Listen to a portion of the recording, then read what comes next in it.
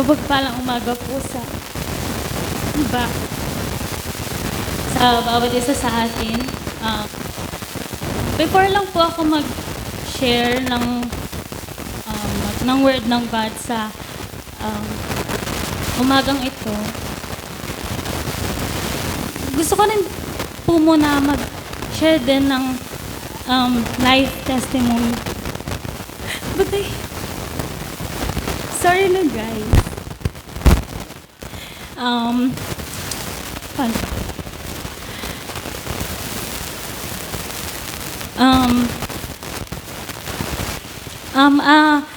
Gusto ko lang po na i-glorify at pasalamatan ang Lord sa buhay ko dahil binigyan niya ako ng pagkakataon, ng privilege na tumayo sa harapan niya sa umagang ito. At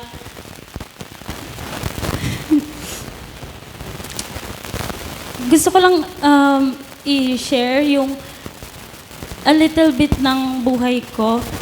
So, ako po sa mga hindi nakakakilala sa akin po, ako si Hannah Kyla Patrisayon. Kyla po ang tawag sa akin at ako po lumaki po ako sa church. Parang more than half ng life ko nag-church na ako at nakakarinig na ako ng salita ng Diyos. Pero kagaya ng pagkakakilala sa akin ng mga tao na lumaki kasama ako, ako po ay sobrang mahiyaing tao. Kaya nga po naiiyak ako ngayon. Naalala ko, may parang narinig ko na sinabi sa akin na ako daw yung pinakamahiyaing tao na kilala niya. At sa totoo lang po, kagaya nga nasabi ko, lumaki po ako sa church at lumaki po ako na kumakanta sa church.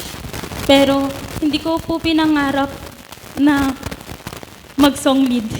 Natatakot po ako simula noon pa.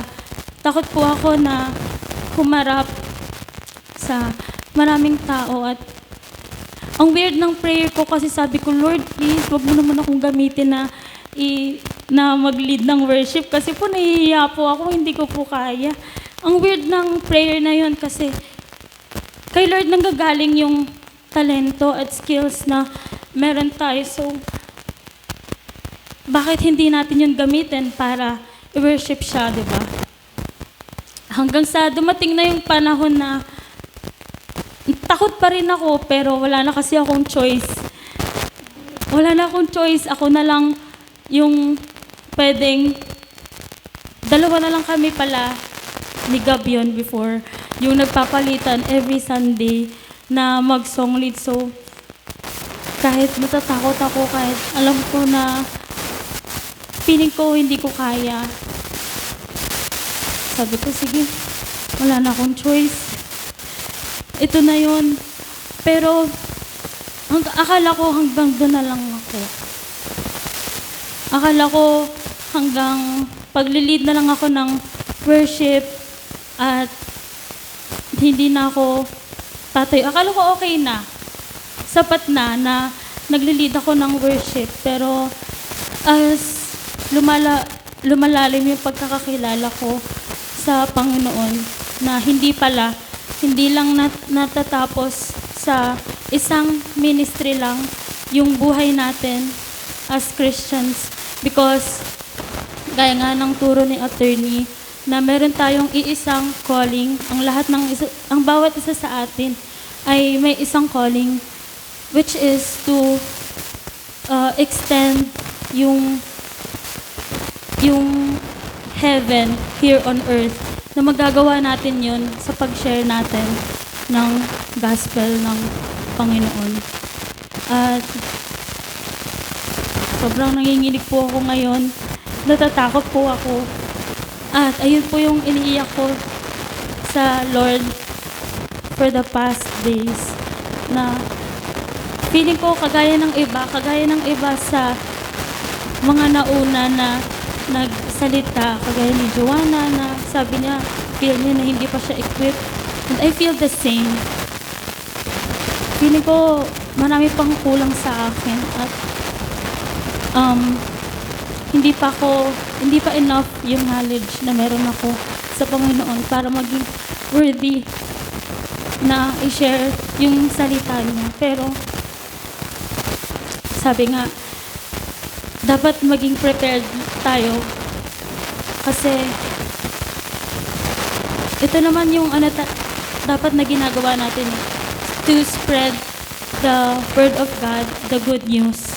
And I thank God and I praise God kasi kahit na natatakot ako, kahit na nanginginig ako, yung kamay ko, yung katawan ko, parang tumatumbling guys yung puso ko.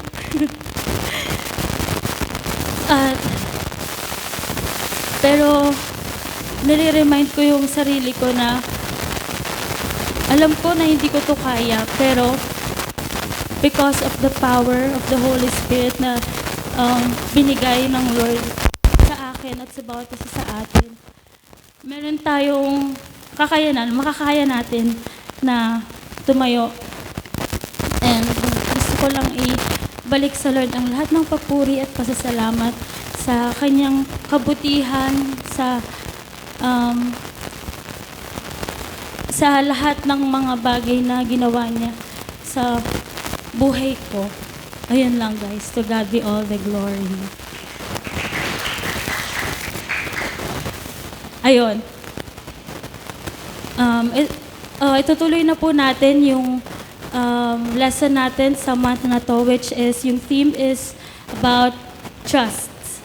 So, inaanyayahan ko po ang lahat na tumayo at basahin po natin yung main verse natin sa umagang ito na matatagpuan natin sa Juan chapter 14 verse 1.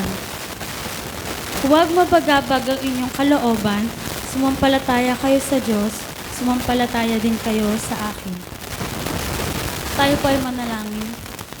Heavenly Father, we thank you for this day, Panginoon. Salamat, Lord, dahil sa kabila ng maambon or hindi magandang panahon, Panginoon, ay niloob mo, Panginoon, na safe kami na makarating sa aming bahay-sambahan. Maraming salamat, Panginoon, sa iyong kabutihan, sa iyong kadakilaan, Panginoon, sa aming mga buhay. Maraming salamat, Panginoon, dahil napakabuti mo at you deserve all the glory, honor, and adoration, Panginoon. At deserve mo, Panginoon, na iluwalhati, Panginoon, ang iyong dakilang pangalan, Panginoon. Lord, sa umagang ito, hinihiling ko po, Panginoon, ang pangunguna ng iyong banal na Espiritu, Panginoon, ang magbigay ng karunungan, ng pangunawa at sa bawat isa sa amin, Panginoon. Lord, I pray that you open our spiritual eyes, our spiritual ears, Panginoon, our spiritual minds, upang maunawaan po namin, Panginoon, ang mga salita na nanggagaling sa iyo, Panginoon. At matulungan kami, Panginoon, ng iyong banal na Espiritu na magamit ito, Panginoon, sa aming pang-araw-araw na pamumuhay. Panginoon, maraming salamat sa kabutihan mo. Maraming salamat, Panginoon, sa iyong pagmamahal sa bawat isa sa amin, Panginoon. At sa iyo lamang ang lahat ng papuri, pasasalamat, Panginoon, at kaluwalhatian. Ito po ang aming panalangin sa matamis na pangalan ng iyong anak na si Jesus. Amen. Yun po, maaari na po tayong umupo. So, yun nga po yung theme po ng ating Word of God for the month of September is about trust. So, yan. Trust.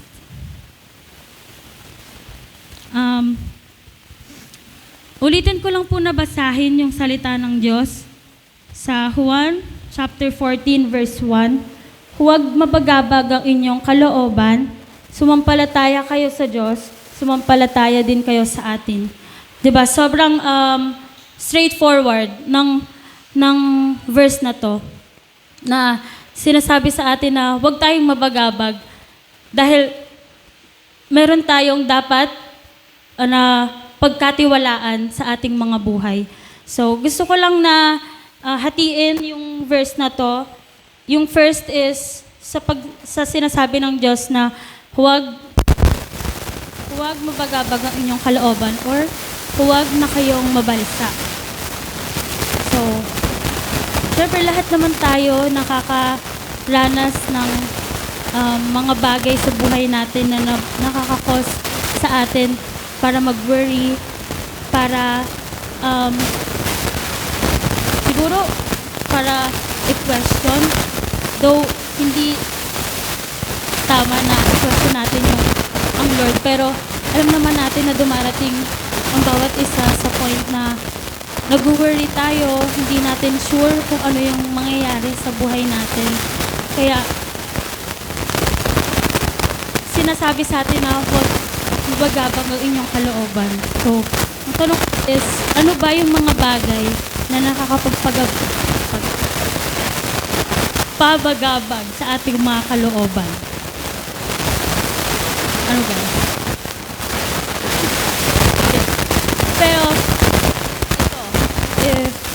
ano ba yung mga bagay na nakakapagbigay ng trouble sa ating puso, bigay ng worry sa atin? Meron tayong mga examples. Siyempre, una na dyan, yung worry natin financially. Siyempre, sa kada galaw natin, kailangan natin ng pera. Kapag naalis lang tayo, may pupuntahan tayo, kailangan natin ng pera pamasahe, kailangan natin ng pera papasok natin sa trabaho.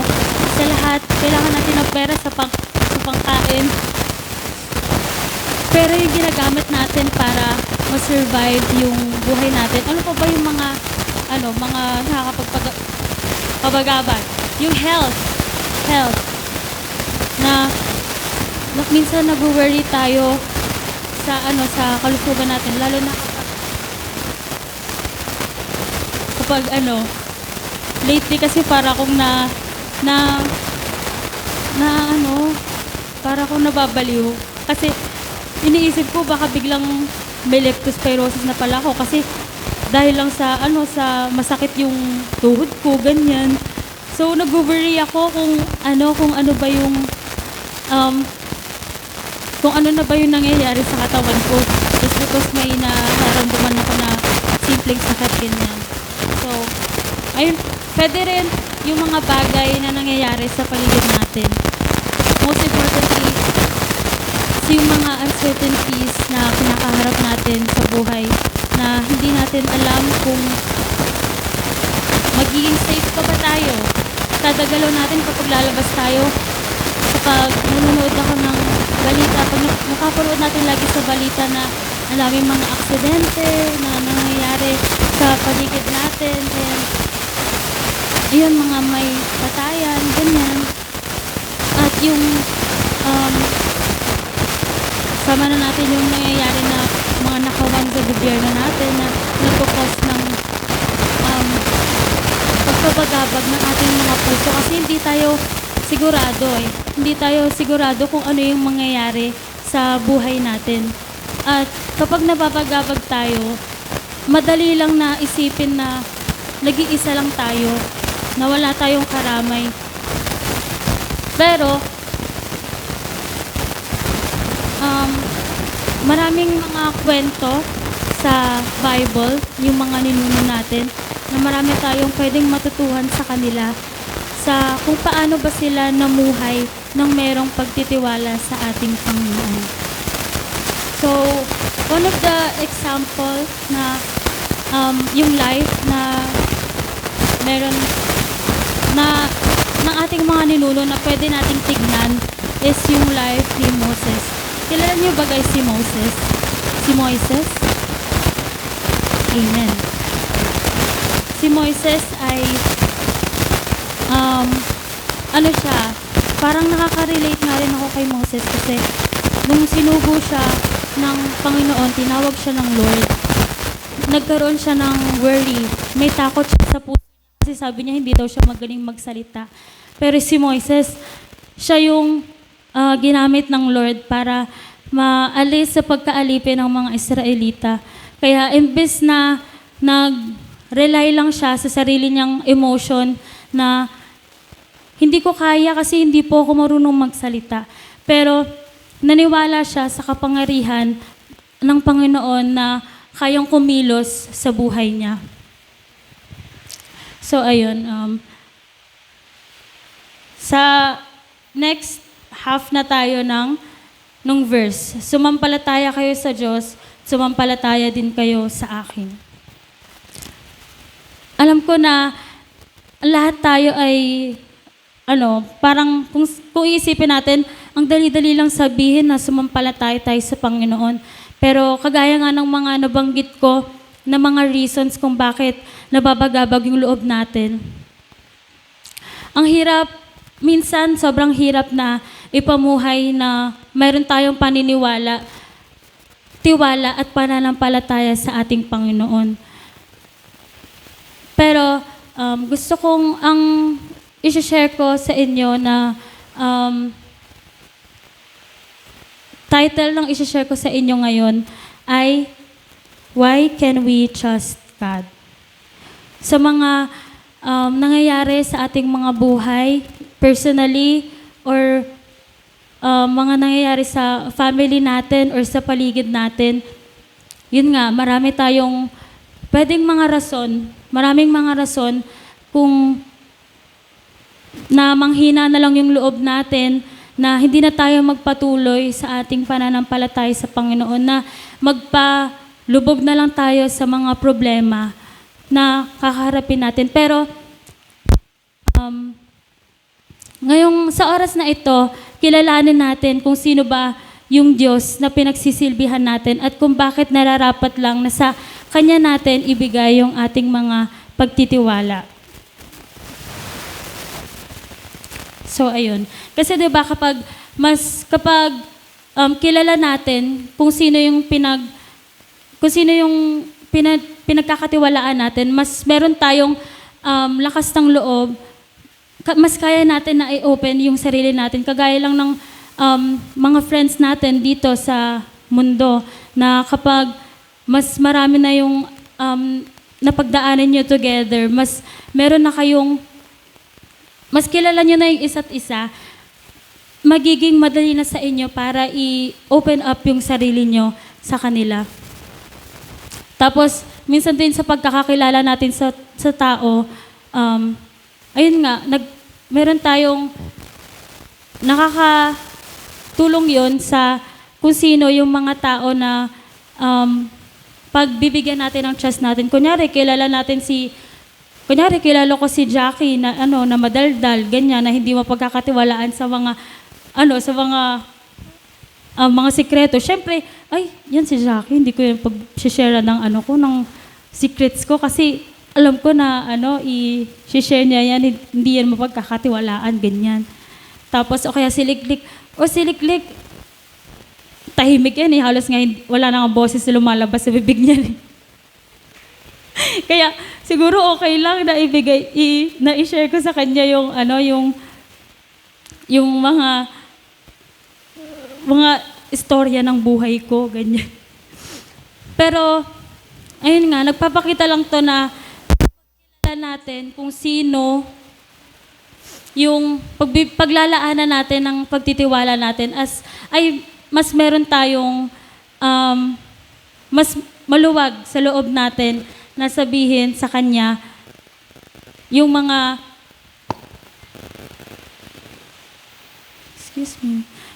pinagdaraanan natin. So, number 1, why can we trust God? Number 1 is because He never lies. Sabi sa salita niya sa Bilang chapter 23, verse 19, ang Diyos ay hindi tao na magsisinungaling, ni anak ng tao na magsisisi. Sinabi ba niya at hindi niya gagawin? O sinalita ba niya at hindi niya tutuparin. 'Di ba? Ang napakalaking relief sa buhay natin na ang Diyos na pinaglilingkuran natin ay hindi nagsisinungaling at kailanman yung mga salita niya ay tutuparin niya sa ating mga buhay. Naniniwala ba kayo na hindi nagsisinungaling ang ating Diyos? Amen. Marami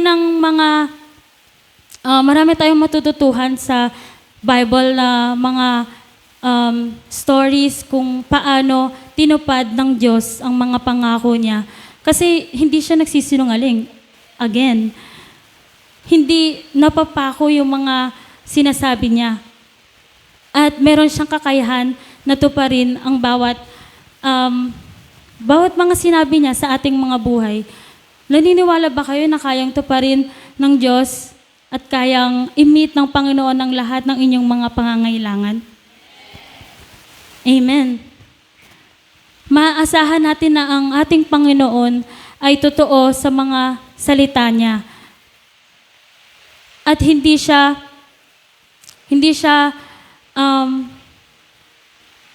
mag-fail sa mga sinasabi niya sa atin. Dahil siya ay ang pinakamataas, ang pinakamarunong sa lahat. Yan. Number 1 is He never lies. Number 2 is He keeps His promises. Naranasan niyo na ba na meron kayong ipinalangin or inilapit sa Lord na mga prayer sa buhay niyo at talagang naranasan niyo na minit kayo ng Lord doon, na ibinigay ng Lord yung mga panalangin ninyo. Naranasan niyo na ba yun? Diba? Parang sobrang overwhelming at parang wala tayong masabi sa kung gaano kabuti ang Panginoon sa buhay natin, na pag sinabi niya na makakapagtapos ka na pag-aaral mo, kahit pa madami kang nakikita sa paligid mo, kahit pa naiisip mo na parang hindi naman stable yung job ng magulang ko, hindi naman, minsan naman nagkukulang kami, so paano ako makakapagtapos? Pero pag sinabi ng Lord, gagawin niya. Amen? Pag nangako ang Diyos sa buhay natin, panghawakan natin yung pangako niya na yun dahil alam natin na kaya niyang tuparin yung mga sinasabi niya sa ating mga buhay. Meron tayong verse para dito, yung Hebreo chapter 6 verse 18. Upang sa pamamagitan ng dalawang bagay na di magbabago, na dito'y hindi maaaring magsinungaling ang Diyos, tayo nagtungo sa kanlungan ay magkaroon ng higit sa katiyakang panghawakan ng pag-asang nakalagay sa harap natin. Kung babasahin natin yung salita ng Diyos, marami ng mga beses na tinupad ng Diyos yung mga pangako niya sa mga ninuno natin. Kagaya na nga lang nung sinabi ko kanina na si Moses, tinupad niya na makalaya sa pagkaalipin ang mga Israelita dahil sinabi niya at tinutupad niya ang kanyang mga sinasabi. At gaya nga lang sabi dito, panghawakan natin yung pag-asang nakalagay sa harapan natin. Dahil yung mga stories na mababasa natin sa Biblia, mayroon silang power to encourage us na magpatuloy sa ating mga buhay dahil alam natin na ang Diyos na pinaglilingkuran nila noon na tumupad sa kanilang mga natumupad sa mga pangako niya ay ang parehong Diyos na sinasamba natin sa mga panahon na to. Amen ba? Tapos meron pang isa, yung sa Isaiah chapter 55, verse 11. Magiging gaya ng aking salita na lumalabas sa bibig ko, hindi ito babalik sa akin na walang bunga, kundi gaganapin ang iyon sa layunin ko at magtatagumpay sa bagay kung saan ay isugo ko ito. Ayun nga, kagaya lang ng sinabi ko na ang Diyos ay tumutupad sa kanyang mga pangako sa atin. Kagaya sabi niya, hindi ito babalik sa akin na walang bunga. Ang powerful ng mga salita ng Diyos sa ating mga buhay kasi kaya nating panghawakan. Magbibigay ito ng kalakasan sa atin na kapag sinabi ng Diyos na makakayanan mo na tumayo sa harapan, ay makakayanan mo. Kasi totoo siya sa mga pangako niya at siya ang magbibigay ng kalakasan sa iyo para magawa mo kung ano ba yung mga sinasabi niya na kaya mong gawin. Amen?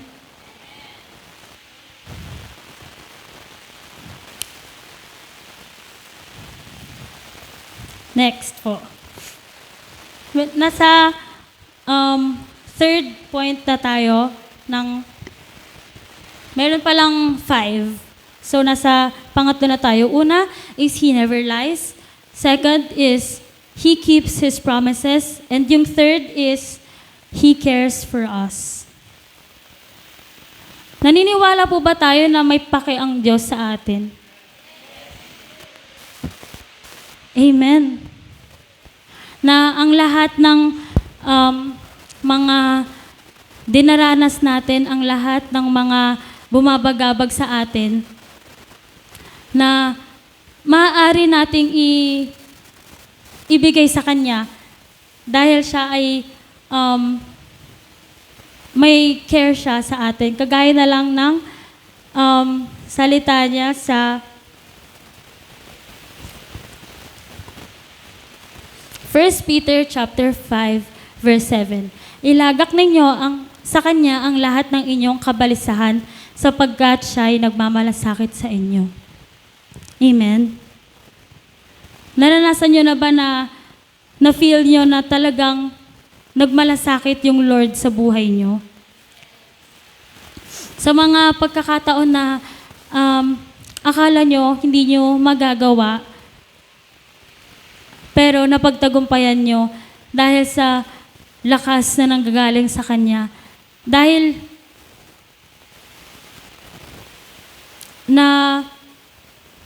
may kakayahan ang Diyos na tulungan tayo sa mga nangyayari sa buhay natin. At maaasahan natin na hindi ito magbabago. Hindi siya magbabago kapag sinabi niya na ibigay mo sa Kanya yung mga suliranin mo, i-surrender mo sa Kanya at alam natin at mararanasan natin yung kapayapaan sa buhay natin. Dahil alam natin na yung pinagbigyan natin ng mga suliranin sa ating mga buhay ay ang Diyos na nagmamalasakit sa atin. Amen. Meron pa pong verse sa Awit chapter 46, verse 1. Ang Diyos ay ating kanlungan at kalakasan, isang handang saklolo sa kabagabagan. Sa kabagabagan. Amen. Sinabi na sa salita niya na siya ang magbibigay ng lakas sa atin. Kaya kapag tayo ay nanghihina at parang nawawala na tayo ng pag-asa. Nawawala na tayo ng pag-asa sa ating buhay kasi hindi tayo sure sa mangyayari sa buhay natin bukas. Or even after an hour, hindi natin alam kung ano yung mangyayari. lahat ng bagay ay hindi natin nakikita at hindi tayo sure.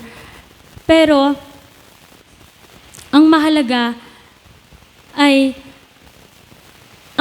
ang katotohanan na ang Diyos ay handang saklolo sa mga panahon na kailangan natin ng kanlungan at kalakasan. Sa mga panahon na nanghihina tayo, handa ang Diyos na tulungan tayo. Nagawa niyo na ba na i-open up or i-offer sa Lord yung mga bagay na nagpapabagabag sa inyo? Amen.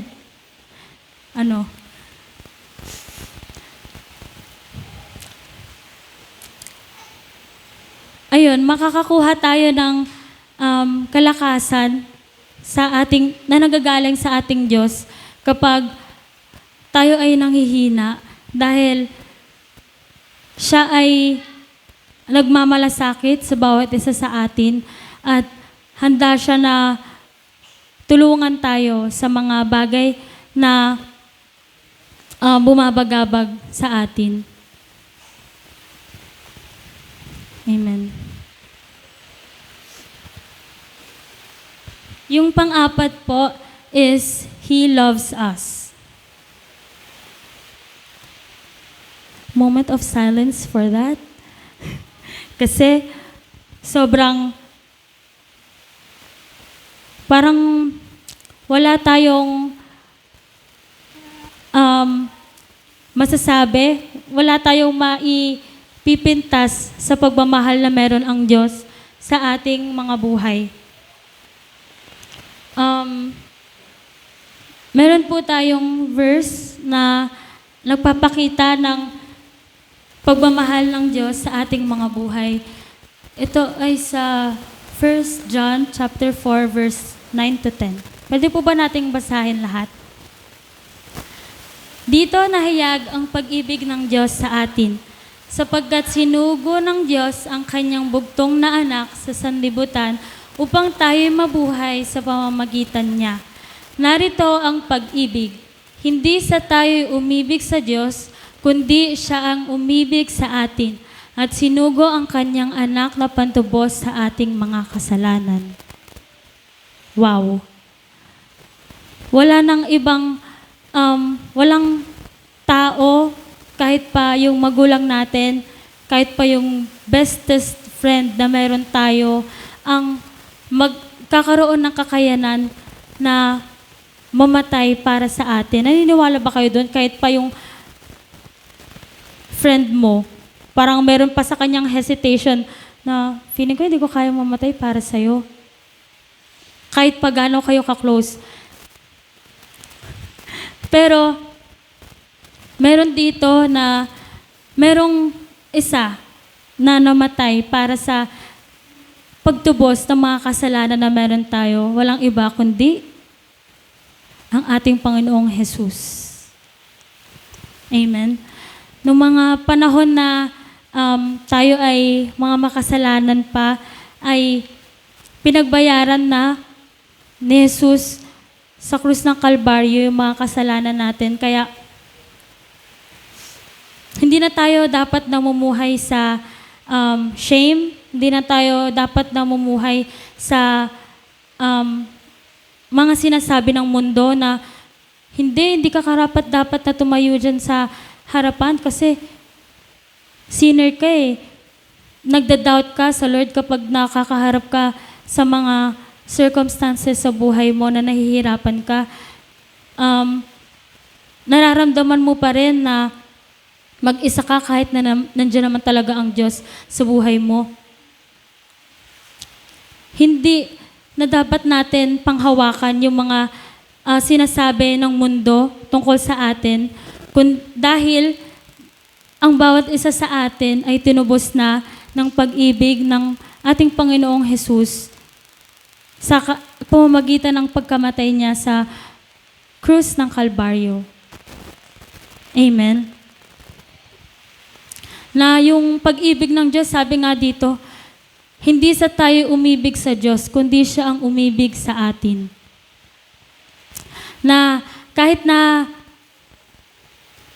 unsure si Jesus na kung pag namatay ba siya, lahat ba maniniwala na sa kanya, or kapag inalay niya ba yung buhay niya, mamahalin na siya ng mga tao. Kahit na hindi siya sigurado na yung mga tao na makakarinig sa mga sasabihin niya ay maniniwala sa kanya.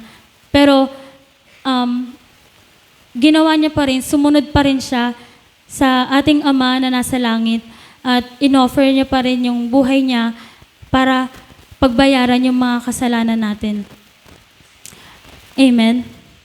Na maaari nating ibigay sa ating Panginoon yung buong pagtitiwala natin na sa kahit anumang sitwasyon ay mararanasan natin yung pagkalinga niya sa atin. Kasi nga, mahal niya tayo. Period. Walang conditions. Hindi niya sinabi na mamamatay ako, kaya dapat ganito ka, kaya dapat mag-serve ka. Pero syempre, we are called to serve the Lord. Pero hindi niya yon ginawang rule para sa atin. Kasi nga, gano'n niya tayo kamahal. Meron tayong kalayaan na gawin yung mga bagay dahil sa pag-ibig na meron ang Diyos para sa atin. Yung next na verse naman po, again, please basahin po natin. Romans chapter 8, verse 38 to 39.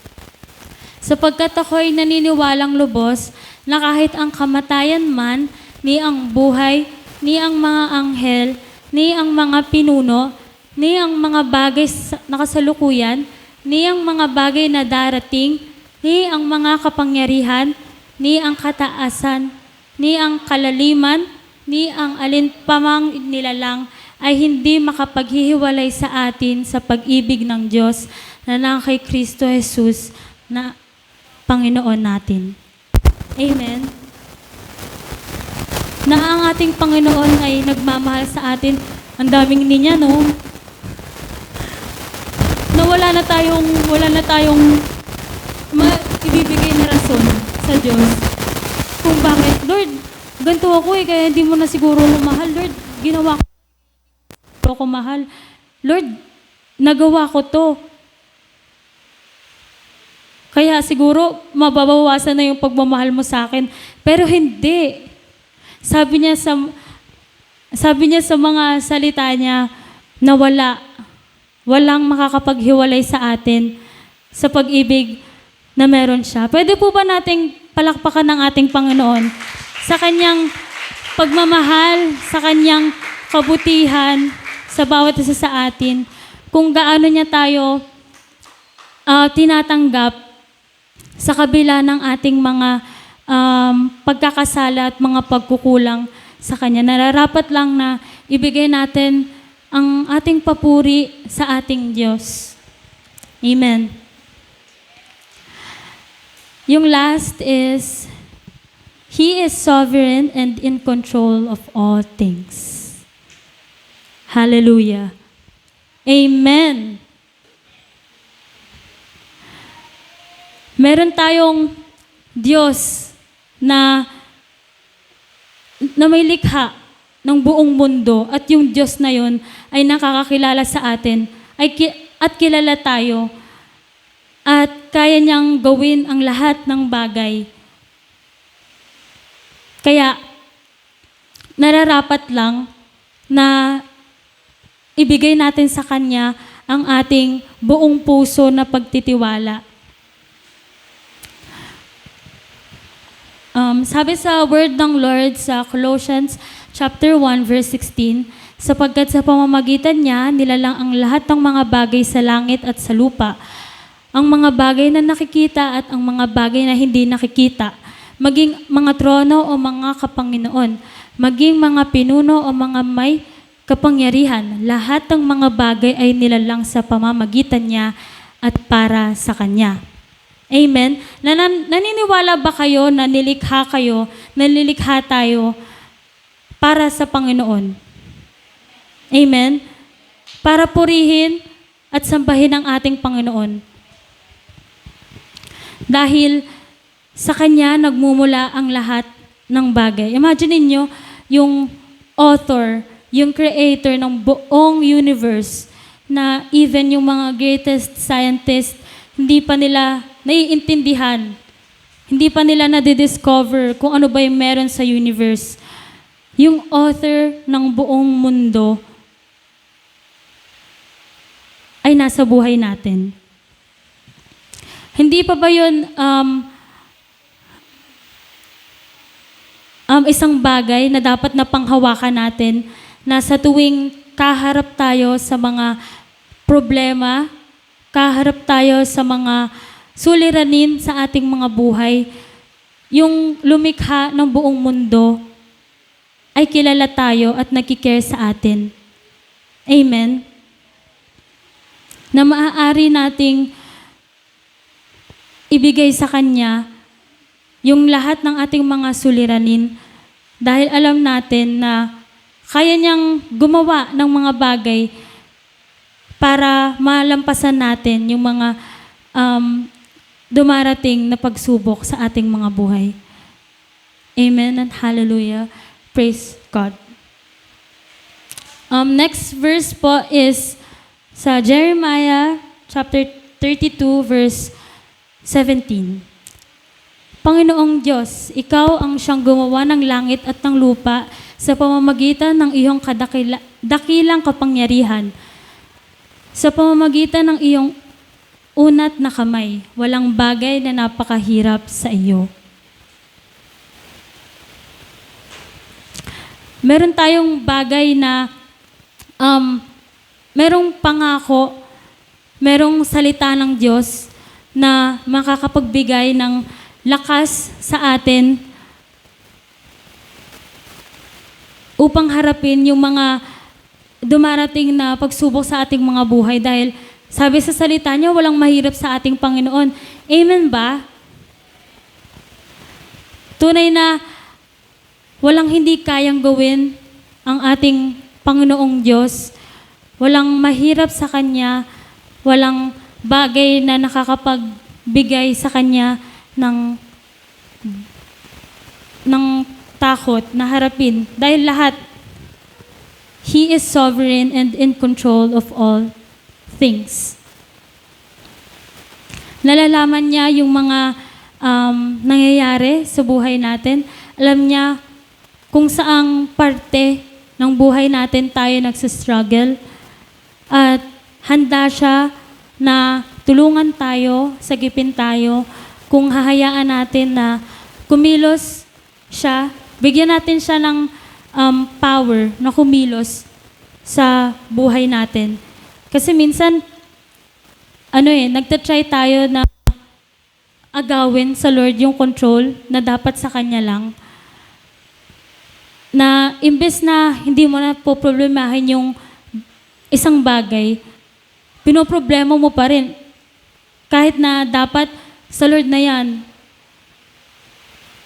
Dapat hindi natin tatanggalan ng power ang Diyos na kumilos at maging in control sa buhay natin. Kasi yun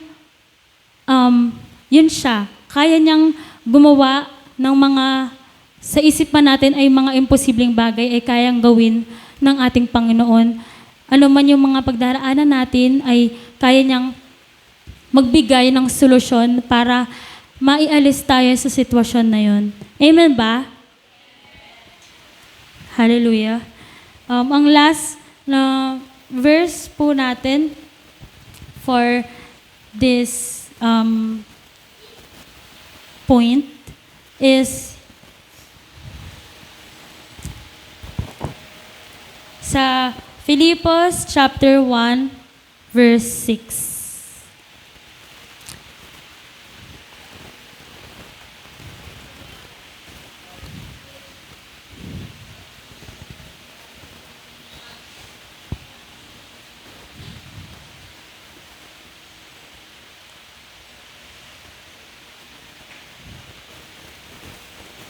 Ako'y panatag sa bagay na ito, na ang nagsimula sa inyo ng mabuting gawa ay siyang magtatapos nito hanggang sa araw ni Jesucristo.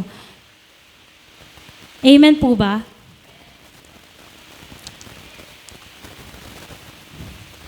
Meron tayong isang mapanghahawakan na pangako ng Diyos sa ating mga buhay na makakasama natin siya at magiging kasangga natin siya sa lahat ng mangyari sa ating buhay hanggang sa pagdating ni Jesucristo.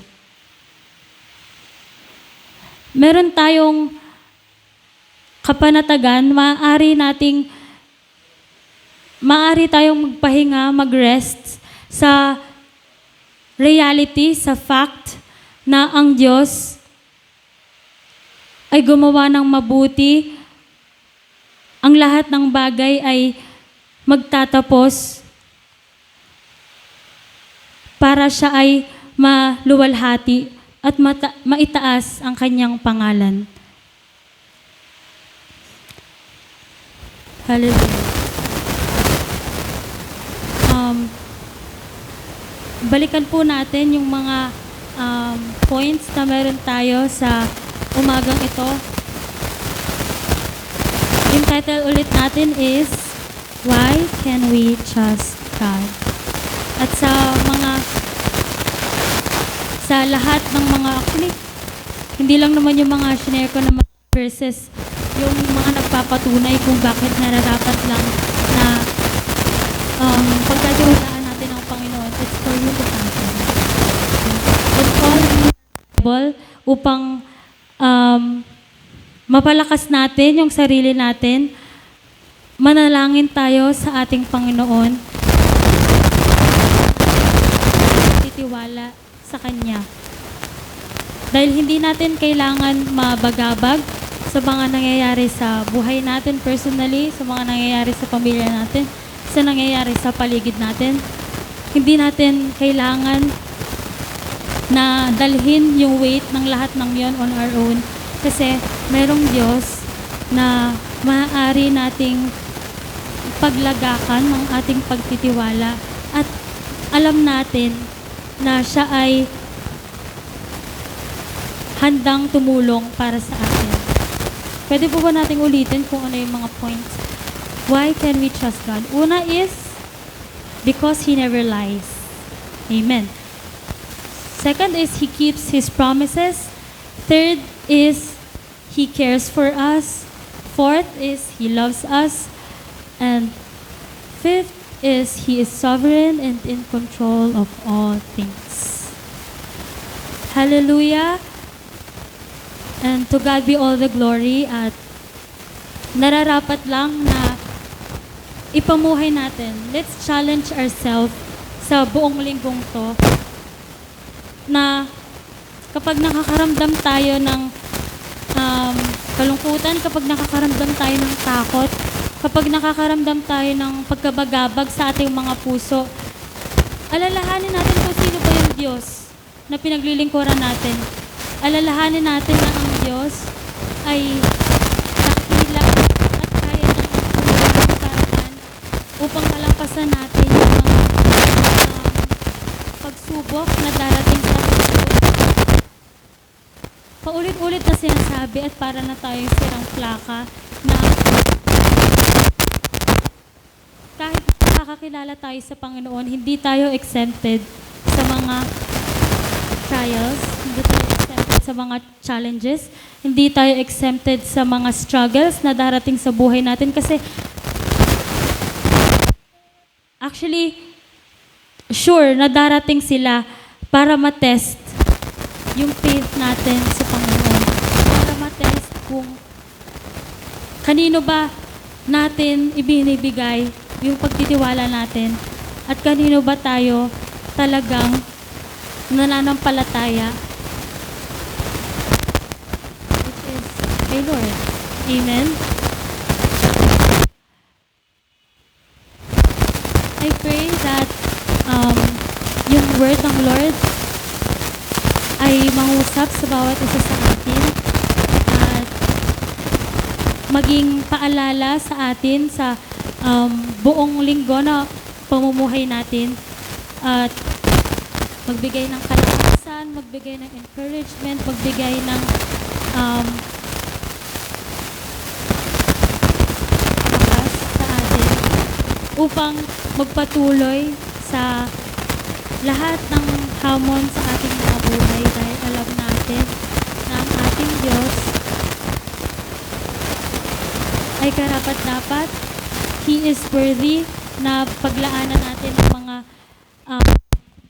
ng trust natin dahil sa katotohanan kung sino siya.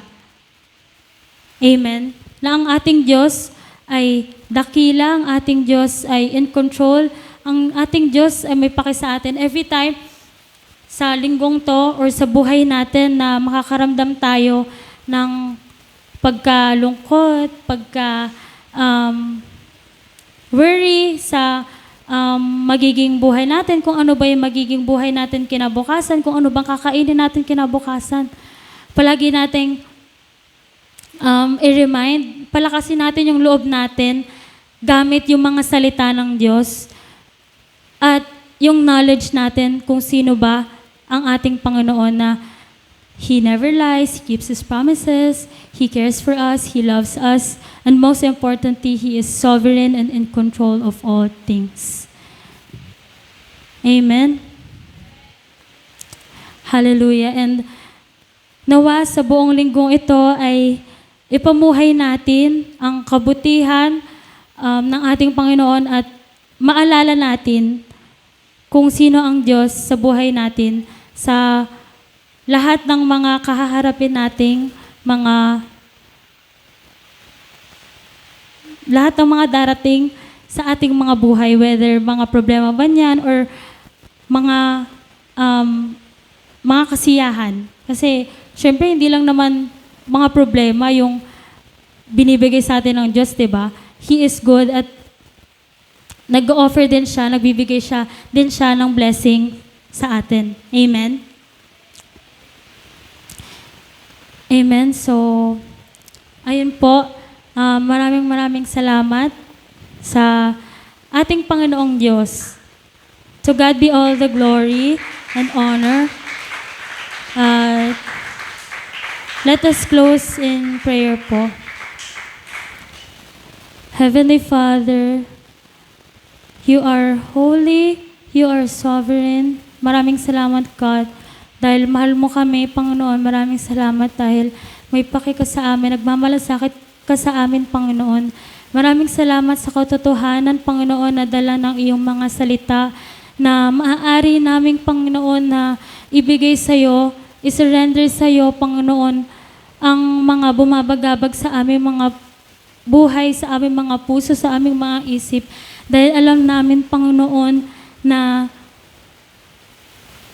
Ikaw ang Diyos, Panginoon, na magbibigay ng mga daan, Panginoon, upang malampasan namin, Panginoon, ang mga pagsubok na aming kaharapin, Panginoon. Hallelujah.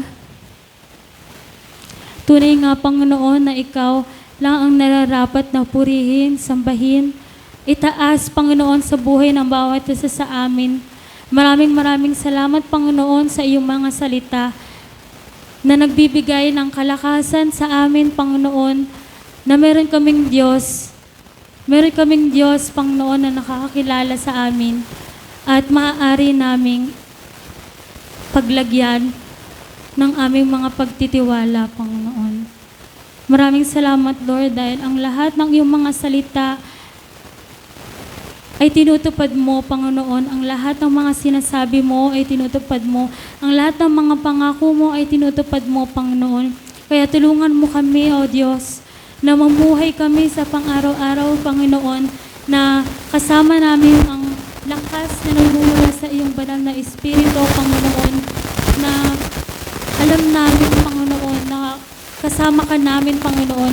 Hindi mo kami iiwan, hindi mo kami pababayaan kailanman, Panginoon.